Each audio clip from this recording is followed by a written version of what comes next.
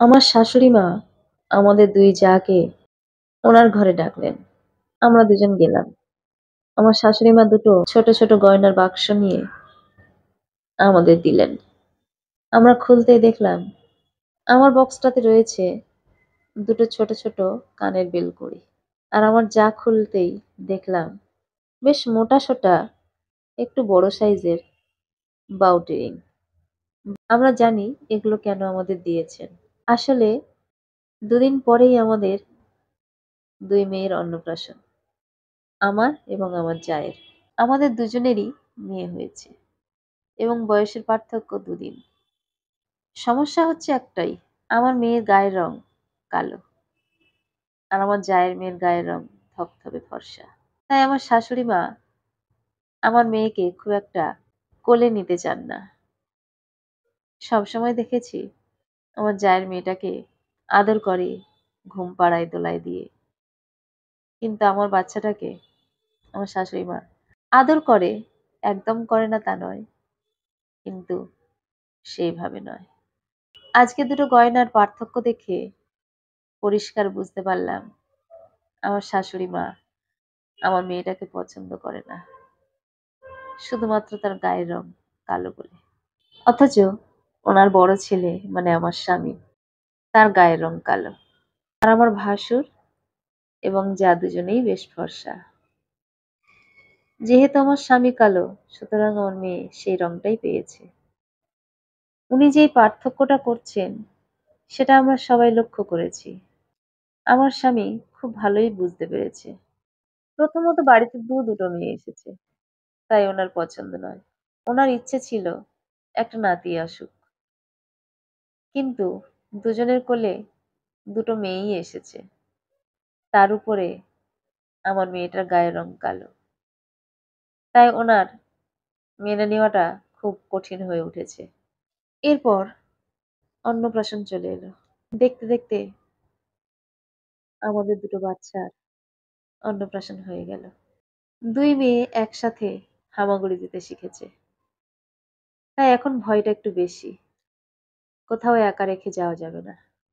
যেহেতু আমরা বাড়িতে ৩ জন মহিলা রয়েছি, সেহেতু ভয়ের কিছু নেই। এরপর একদিন আমি আমার মেয়েকে ঘুম পাড়িয়ে দিয়ে স্নানে গিয়েছি। মা হওয়ার পর স্নানটা কিভাবে করতে হয়, কতক্ষণ ধরে করতে হয় সেটা ভুলে গেছি। খুব তাড়াতাড়ি, যতটা তাড়াতাড়ি পারা যায় ততটাই তাড়াতাড়ি স্নান করে বেরিয়ে আসতে হয়। মেয়েকে সবে ঘুম পাড়িয়ে রেখে আমি মাকে বলে গেলাম যে, "মা আমি স্নানে যাচ্ছি।" মা তখন অন্য বাচ্চাটাকে নিয়ে খেলা করছিল। মা বলল, "ঠিক আছে।" বাথরুমের মধ্যে ঢুকতেই আমার মেয়ের ঘুম ভেঙে গেল। সে কান্নাকাটি করতে লাগলো। এতটাই কান্নাকাটি করতে লাগলো, আমি বাথরুম থেকে শুনতে পাচ্ছি। আমার শাশুড়ি মা আমাকে চিৎকার করে বলতে লাগলো, "বৌমা তাড়াতাড়ি বের হও, সে উঠে গেছে।" আমি বললাম, "হ্যাঁ মা, একটু দেখুন, আমি আসছি, এক্ষুনি বেরিয়ে আসছি।" কথাটা আমার শাশুড়ি মার কান পর্যন্ত বোধহয় পৌঁছয়নি। আমি বেরোতে না বেরোতেই দুম করে একটা আওয়াজ পেলাম। আমি বুঝতে পেরেছি নিশ্চয়ই আমার বাচ্চাটা পড়ে গেছে। তারপরে দরজা খোলার সঙ্গে সঙ্গে আমি ঘরে গিয়ে দেখি আমার বাচ্চাটা নিচে পড়ে কাঁদছে। আমি যাওয়ার পর আমার শাশুড়ি মা এবং আমার জা দুজনেই এলো। বাচ্চাটাকে তুলে তাড়াতাড়ি করে মাথায় জল দিতে দিতে আমিও কেঁদে ফেললাম। আমার শাশুড়ি মা আমাকে বলল, "তোমাকে বললাম তাড়াতাড়ি বেরোতে, তুমি কেন দেরি করলে?" আমি বললাম, "মা, স্নান করতে মিনিমাম একটা সময় লাগে। সেই সময়টুকু আমি নিয়েছি। আপনি আমার বাচ্চার কান্না শুনতে পেয়েও ধারে কাছে আসেননি। আপনি আমাকে বলছেন যে তাড়াতাড়ি বেরোতে। আমি যখন বাথরুমে রয়েছি আপনি জানেন। আপনি তখন একবার আমার বাচ্চাটাকে দেখে যাবেন না যে কেন সে কাঁদছে? আমার বাচ্চার উপরে আপনার এত অনীহা কেন? তার গায়ের রংটা কালো বলে? আপনারা যখন আমার বাচ্চার কোনো প্রয়োজনেই লাগবেন না, আমার বাচ্চার দিকে ফিরেও তাকান না, তাহলে এখানে থেকে আমার লাভ কি? আমি আজই বিকালে আমার বাবার বাড়ি চলে যাব। আপনার এই দ্বিচারিতা আর সহ্য করা যাচ্ছে না মা। আপনারা সবাই জানেন দুটো বাচ্চাই এখন হামাগুড়ি দিতে শিখেছে। জেগে যদি যায়, তারা যে চারিদিকে ঘুরে বেড়াবে কাঁদতে কাঁদতে, এটুকু আপনাদের বোঝা উচিত। আমি সবেমাত্র তাকে ঘুম পাড়িয়ে দিয়ে গেছি, কিন্তু সে উঠে গেছে। উঠে যেতেই তার যখন আওয়াজ পেলেন, একবার তাকে এসে দেখে যাবেন না? দুজনের মধ্যে কেউ তো আসতে পারতেন।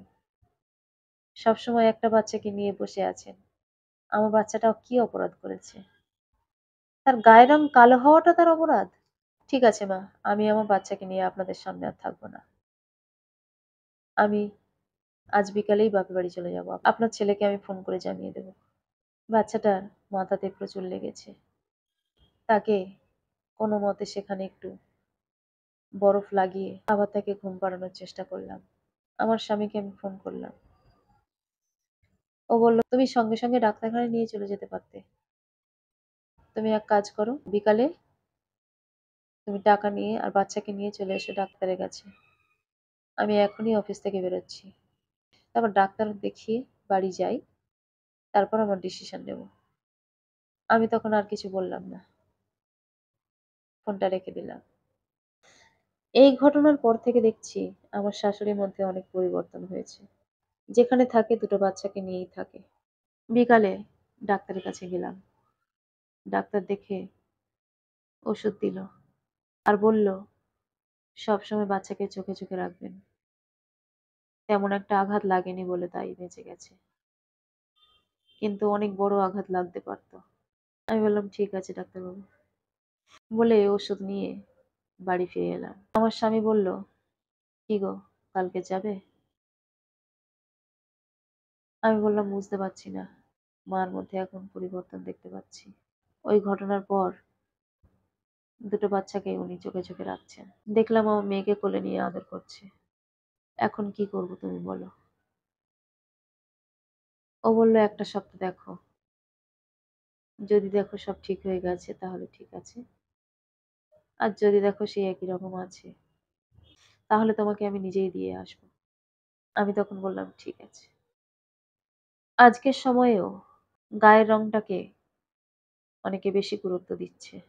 ছেলে মেয়ে, কালো ফর্সা, এই বিষয়টা এখনো কোনো কোনো জায়গাতে রয়ে গেছে।